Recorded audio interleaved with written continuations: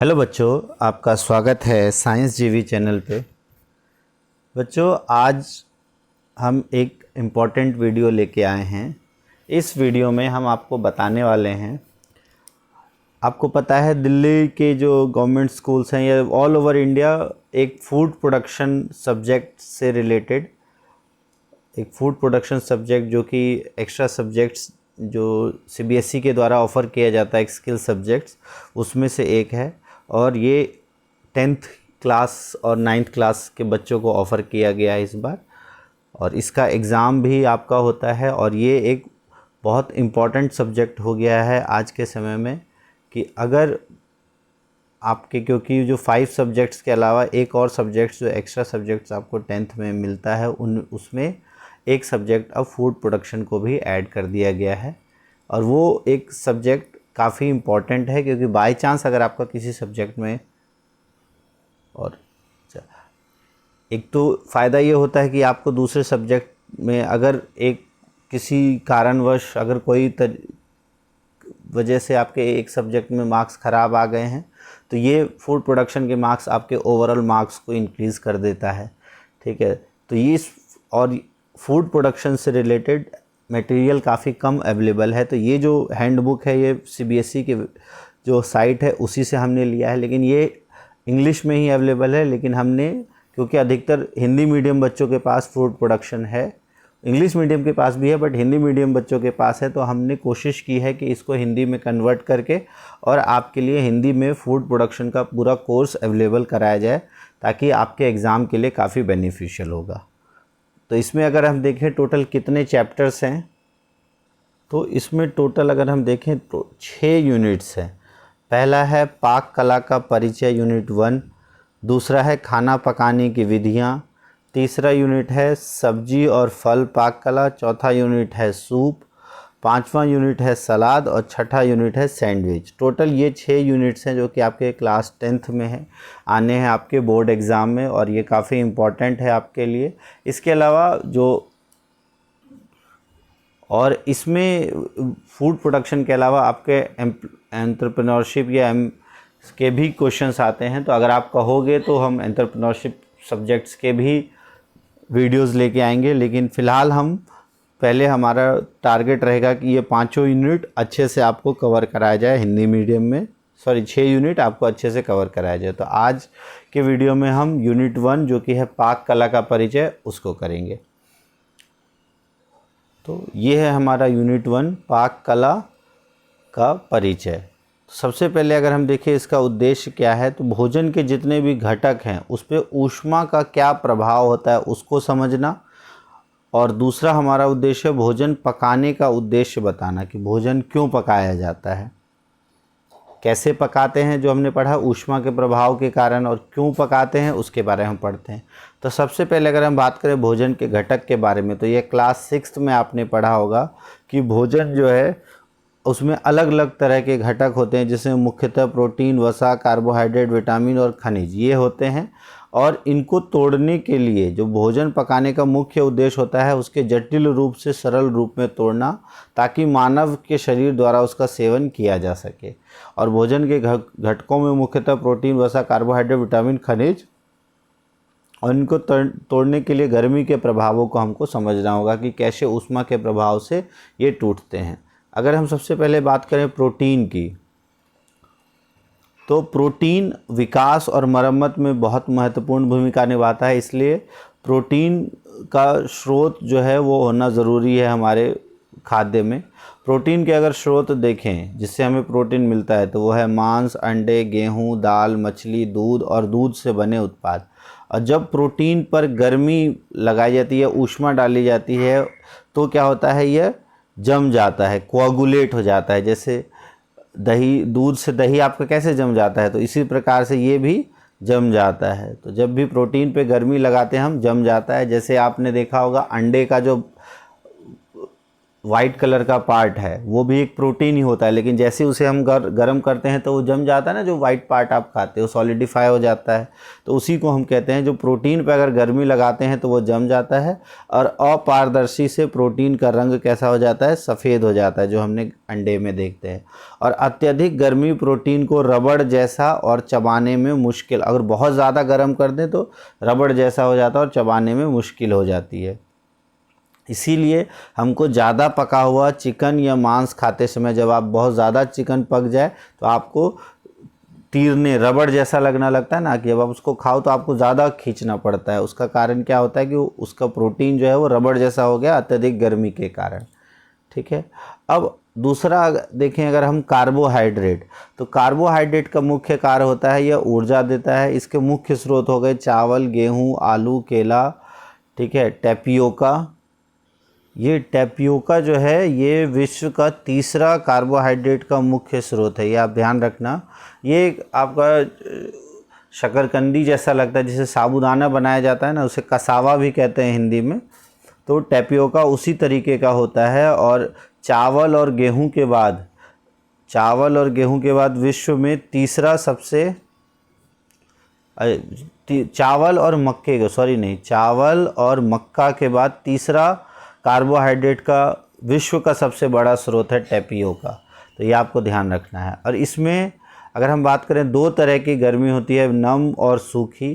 तो जब नम गर्मी मतलब पानी के साथ, भाप के साथ जब आप किसी चीज़ को गर्म करते हो तो भोजन में मौजूद स्टार्च नमी को अवशोषित कर लेता है और फूल जाता है और कुछ समय बाद फटकर यह जेल बन जाता है। और इस प्रक्रिया को जब नम वाली गर्मी या पानी वाली गर्मी या ऊष्मा के साथ, जब हम भाप के साथ उसे पकाते हैं तो वह स्टार्च जो है वो नमी को अवशोषित करके फूल जाता है और कुछ समय बाद फटकर जेल बन जाता है। और इस प्रक्रिया को हम जिलेटिनाइजेशन कहते हैं। और इसमें चावल को सावधानी से हमको संभालना चाहिए, क्योंकि यह नमी को अवशोषित करता है और स्वाभाविक रूप से जेल जैसा चिपचिपा हो सकता है। इसलिए अगर आप देखो ज़्यादा पानी आपके खाने में डल जाए तो चावल चिपचिपा हो जाता है ना, इसलिए नमी जितनी चाहिए उतना ही हमको देना होता है। और जब सूखी गर्मी लगाई जाती है कार्बोहाइड्रेट पर तो ये थोड़ा सा भुरभुरा हो जाता है, थोड़ा भूरा हो जाता है। जैसे एक ब्रेड के स्लाइस को आप टोस्ट करो तो एक भूरे रंग की प्रतिक्रिया होती है, जैसे कि स्टार्च का कैरेमलाइजेशन। तो जैसे चीनी को अगर आप गर्म करो सूखा बिना पानी के तो वो भूरे कलर का हो जाता है, जिसे हम कैरेमलाइज शुगर कहते हैं ना। तो कैरेमलाइजेशन कब होता है, जब कार्बोहाइड्रेट पर हम सूखी गर्मी लगाते हैं, मतलब उसको गर्म करते हैं बिना पानी के। और जब पानी के साथ गर्म करते हैं तो उसे जिलेटिनाइजेशन कहते हैं। तो ये दो प्रोसेस आपको पता होना चाहिए। ठीक है, ये कुछ खाद्य उत्पाद जिनसे हमको कार्बोहाइड्रेट की आपूर्ति होती है। फिर अगला है वसा। वसा, ये जिसे हम फैट कहते हैं, यह गर्मी और ऊर्जा प्रदान करता है। वसा के स्रोत में मांस, अंडे, दूध, मेवे आदि हैं। और ये किसके बने होते हैं, ट्राइग्लिसराइड, ये ट्राइग्लिसराइड्स के बने होते हैं। और इसमें मुक्त फैटी एसिड और ग्लिसरॉल का संयोजन होता है। ठीक है, जब हम वसा पूर्णतः पाचित होता है तो वो किस में परिवर्तित हो जाता है, फैटी एसिड और ग्लिसरॉल में। और गर्मी के प्रयोग पर वसा जो है वो फैटी एसिड और ग्लिसरॉल में टूट जाती है। और जब उन्हें पकाया जाता है तो ग्लिसरॉल, जब हम वसा को पकाते हैं तो ग्लिसरॉल एसेरोलिन में बदल जाता है, जो पाचन तंत्र के लिए अच्छा नहीं होता। उदाहरण के लिए जब तेल को डीप फ्राई के लिए इस्तेमाल किया जाता है और उसे उच्च तापमान पर रखा जाए या बार बार इस्तेमाल किया जाए और डीप फ्राई किया जाए तो उत्पाद ना केवल स्वाद खो देगा बल्कि उसे पचाना भी मुश्किल हो जाएगा, क्योंकि जो उसमें मौजूद ग्लिसरॉल है वो परिवर्तित हो जाएगा एसेरोलिन में। इसीलिए हमको बाहर की चीज़ें इसीलिए नहीं खानी चाहिए, क्योंकि उनका तेल बार बार इस्तेमाल किया जाता है, बार बार फ्राई किया जाता है और उसके अंदर का जो ग्लिसरॉल है वो परिवर्तित हो जाता है एसेरोलिन में, जिसको कि हम पाचन तंत्र हमारे लिए उसके लिए अच्छा नहीं होता है पाचन तंत्र के लिए, और ना ही हमारा पाचन तंत्र उसको सही से पचा पाएगा और जो स्वाद है वो भी खो देगा। अब अगला है विटामिन।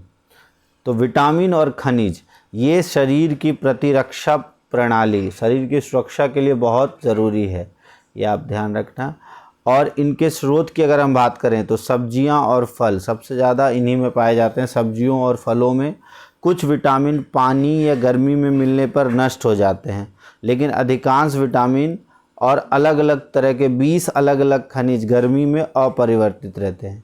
विटामिन ए और बी वसा में घुलनशील होते हैं। ये क्वेश्चन इंपॉर्टेंट होता है, बहुत बार आ जाता है। तो विटामिन ए और बी वसा में घुलनशील होते हैं, पानी में घुलनशील नहीं होते, ठीक है। और खाना पकाने से नष्ट नहीं होते। तो क्योंकि पानी में घुलनशील नहीं होते तो इसलिए खाना पकाने से नष्ट नहीं होते। पानी में जो घुलनशील विटामिन है वो होता है विटामिन सी और विटामिन बी। तो विटामिन सी और बी ये पानी में घुलनशील होते हैं। विटामिन ए और बी वसा में घुलनशील होते हैं। तो बी जो है, अब अच्छा, बी के अलग अलग प्रकार होते हैं। बी के भी B1, B2, B12, B5 अलग अलग प्रकार होते हैं। तो इसलिए यहाँ अगर आप देखोगे तो बी दोनों में दिया हुआ है, ठीक है। तो आप पूर्णतः जो घुलनशील विटामिन है पानी में वो है विटामिन सी, और जो अघुलनशील में वसा में घुलनशील होगा वो होगा आपका ए। बी दोनों में है, इसलिए आप एग्जैक्ट बी को नहीं लिखोगे, ऑप्शन में आ जाता है तो ऐसी कोई दिक्कत नहीं है। फिर उसके बाद ये पानी में जो घुलनशील है ये आसानी से नष्ट हो जाते हैं और खाना पकाने में पानी में खो जाते हैं और हमारे खाने से आसानी से गायब हो जाते हैं। इसीलिए विटामिन सी की हमारे शरीर में कमी हो जाती है। इसीलिए हमको विटामिन सी युक्त जो फल है वो बार बार खाने होते हैं। जो नींबू हो गया, संतरे, इन सब में विटामिन सी होता है, क्योंकि विटामिन सी पानी में घुलनशील होता है और हमारे शरीर से बाहर निकल जाता है, और इस कारण से इसकी आपूर्ति हमारे शरीर को लगातार होते रहनी चाहिए। तो अभी तक जो हमने पढ़ा कि भोजन के घटक क्या हैं, अब हम पढ़ते हैं कि जो खाना पकाने के उद्देश्य क्या हैं, हम खाना क्यों पकाते हैं। तो सबसे पहली बात कि खाना को स्वादिष्ट करने के लिए, अगर आप खाना नहीं पकाओगे तो खाना स्वादिष्ट नहीं होगा। दूसरा है खाना पकाने के बाद पाचन प्रक्रिया में मदद के लिए, क्योंकि भोजन के घटक पाचन तंत्र द्वारा टूट जाते हैं। गर्मी के प्रभाव के कारण वो टूट जाते हैं और वो आसानी से पच जाते हैं। तीसरा है जब खाना पकता है तो बैक्टीरिया को, वो गर्मी से बैक्टीरिया मर जाते हैं और भोजन जो है रोगाणु रहित हो जाता है। इसीलिए हमको कहा जाता है कि खाना गरम गरम खाना चाहिए।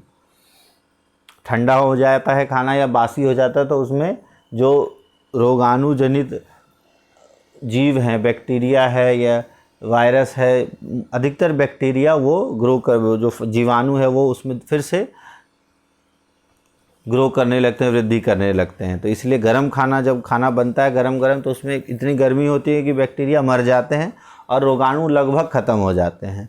फिर है भोजन की दृश्य अपील बढ़ा देता है। भोजन देखने में बहुत सुंदर लगता है। अगर आप खाना पका हो तो देखने में काफ़ी अच्छा लगता है, ठीक है। और जब व्यंजन या हमारा जो खाना या तैयार करने में अलग अलग सामग्रियों का उपयोग किया जाता है तो उससे व्यंजन का पोषण मूल्य बढ़ जाता है। जैसे कोई भी खाना आप बनाते हो तो उसमें आप अलग अलग चीज़ें इस्तेमाल, जैसे सब्जियों में हम अलग अलग चीज़ें इस्तेमाल करते हैं, हल्दी इस्तेमाल करते हैं, मसाले इस्तेमाल करते हैं, तो उनमें अलग अलग जो गुण है, जैसे हल्दी है वो आपके लिए बहुत फ़ायदेमंद होता है। अलग अलग मसालों का अलग अलग कार्य होता है हमारे शरीर में। तो ये 5 कारण है खाना हम क्यों पकाते हैं। पहला, स्वाद बढ़ाने के लिए। दूसरा, पाचन प्रक्रिया में मदद करने के लिए। तीसरा, ये बैक्टीरिया को मारता है और भोजन को रोगाणु रहित रख देता है।